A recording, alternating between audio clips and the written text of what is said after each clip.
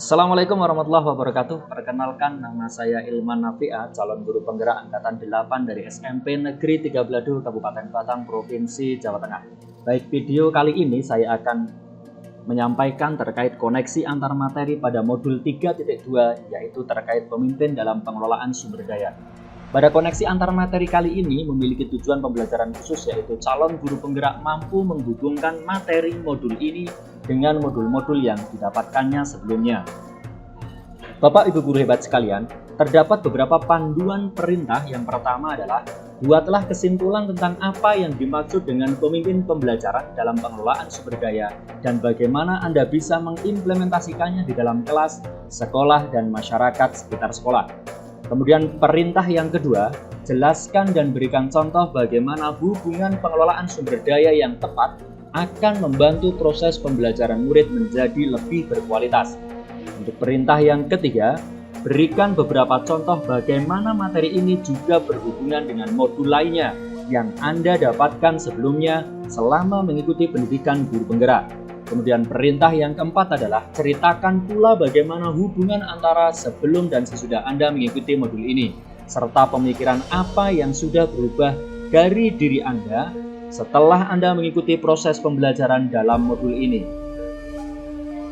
Kesimpulan yang saya dapatkan adalah bahwa pemimpin pembelajaran dalam pengelolaan sumber daya adalah sosok pemimpin yang mampu menggali kekuatan-kekuatan yang dimiliki oleh suatu komunitas dalam suatu ekosistem, baik itu kekuatan yang berasal dari komponen abiotik maupun komponen biotik. Seorang pemimpin pembelajaran yang mampu mengelola sumber daya akan memiliki sikap yang optimis terhadap semua keadaan, serta memandang setiap hal merupakan aset yang menjadi modal utama dalam mengembangkannya. 7 modal utama atau aset tersebut meliputi aset manusia, aset sosial, aset fisik, aset alam atau lingkungan, aset finansial, aset politik, serta aset agama dan budaya. Cara mengimplementasikannya bagaimana? Yang pertama pada lingkungan kelas. Memanfaatkan ruang yang tersedia dengan berbagai sarana yang ada. Kemudian memfasilitasi murid agar dapat mengembangkan kreativitasnya. Melakukan kolaborasi dengan guru lain untuk membantu dalam pengelolaan sumber daya kelas. Memanfaatkan finansial yang ada untuk kebutuhan kelas. Kemudian cara mengimplementasikan dalam lingkungan sekolah. Melakukan kolaborasi dengan seluruh warga sekolah. Membentuk komunitas sekolah yang memiliki tujuan dan visi yang sama untuk mengembangkan sekolahnya. Memanfaatkan sarana dan prasarana yang ada, gunakan sumber finansial yang ada secara optimal. Kemudian cara implementasi dalam lingkungan sekitar sekolah. Membantu relasi dengan masyarakat sekitar sekolah. Kerjasama dengan orang tua murid untuk membantu pelaksanaan program-program sekolah yang ada. Bekerja sama dengan pihak luar yang terkait dengan program sekolah seperti kepolisian, puskesmas, BNN, dan lain sebagainya. Kemudian berpartisipasi dengan wilayah sekitar dalam kegiatan kemasyarakatan yang relevan. Bapak Ibu guru hebat, pengelolaan sumber daya yang tepat akan membantu proses pembelajaran murid menjadi lebih berkualitas. Yaitu terdapat 7 aset utama yang dimiliki sekolah untuk dapat mengembangkan sumber daya yang ada, yaitu modal manusia, modal fisik, modal sosial, modal lingkungan dan alam, modal finansial, modal politik, serta modal agama dan budaya. Dari ke-7 aset tersebut dapat dikelola dengan baik sesuai strategi pengembangan yang diidentifikasi, maka akan sangat membantu proses pembelajaran murid menjadi lebih berkualitas. Secara lebih luas, juga membantu dalam proses mengimplementasikan dari visi dan misi sekolah. Contoh pengelolaan aset terhadap kualitas pembelajaran murid lebih berkualitas. Modal manusia, yaitu guru mampu menjalankan nilai dan perannya sebagai pemimpin pembelajaran serta mampu meningkatkan kompetensinya baik pengetahuan maupun keterampilannya dalam proses mengajar. Hal ini akan membuat pembelajaran menjadi lebih berkualitas yang pada akhirnya dapat mendorong peningkatan prestasi murid. Pada modal fisik, salah satu contohnya adalah mengelola dan memanfaatkan seluruh sarana prasarana yang tersedia di sekolah untuk menunjang kegiatan belajar mengajar murid, serta kegiatan lain seperti pengembangan minat dan bakat murid melalui kegiatan ekstrakurikuler. Contoh pada modal sosial, yaitu dalam mengembangkan program sekolah seperti pengembangan minat dan bakat murid, dapat berkolaborasi dengan organisasi-organisasi masyarakat yang ada di sekitar sekolah. Seperti pengembangan kompetensi organisasi dapat berkolaborasi dengan organisasi pelajar yang ada seperti IPNU, IPPNU, maupun IPM. Pengembangan unsur budaya juga dapat bekerjasama dengan komunitas budaya yang ada di sekitar sekolah, seperti karawitan maupun jenis budaya yang lain. Contoh pada modal lingkungan atau alam, salah satunya adalah sekolah kami yang terletak di wilayah perkebunan teh dan PTP Pagilaran dapat memanfaatkan lingkungan untuk belajar.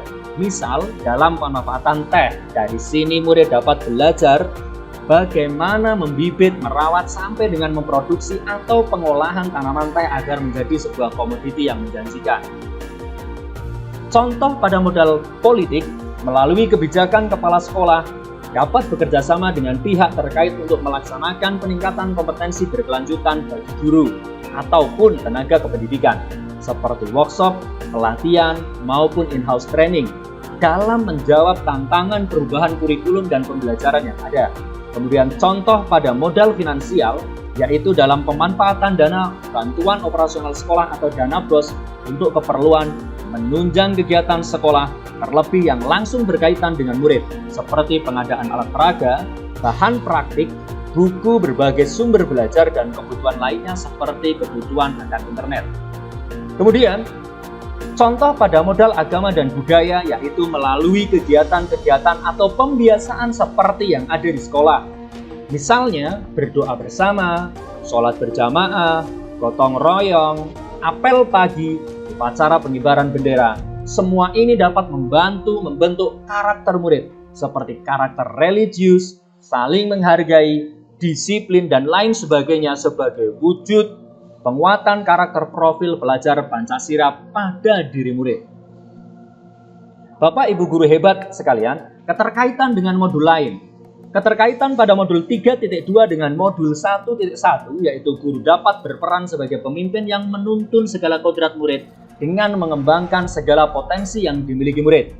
Keterkaitan dengan modul 1.2, sebagai pemimpin pembelajaran, guru dapat mengembangkan keterampilan yang dimilikinya untuk meningkatkan pembelajaran yang berpihak pada murid.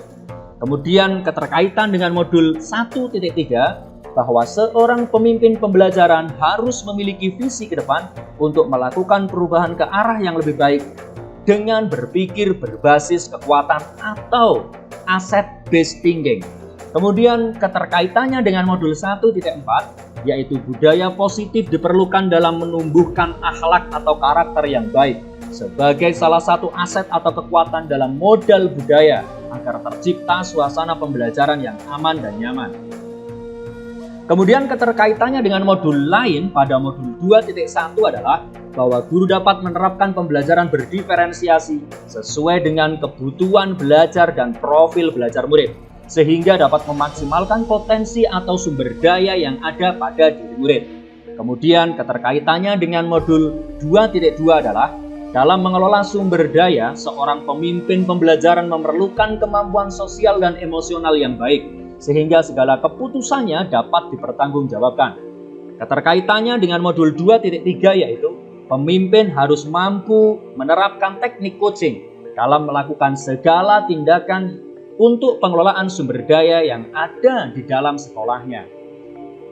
Keterkaitannya antara modul 3.2 dengan 3.1 yaitu dalam melakukan pengelolaan sumber daya, seorang pemimpin pembelajaran harus mampu mengambil keputusan berbasis nilai-nilai kebajikan agar diperoleh pembelajaran yang berpihak kepada murid, sehingga dapat meningkatkan kualitas pembelajaran di sekolah.